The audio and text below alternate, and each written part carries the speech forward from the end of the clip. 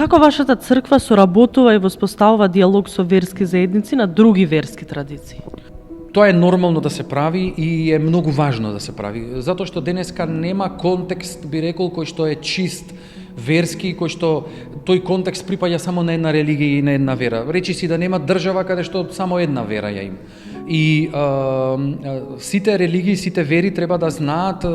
да комуницираат помеѓу себе за добробитот пред се на општеството, односно да бидат, би рекол, на таа една висина на задачата во која што ќе ги учат и ќе ги поттикнуваат своите верници на добро и на заеднички соживот со сите кои што се поразлични од нив, затоа што на крајот на краишта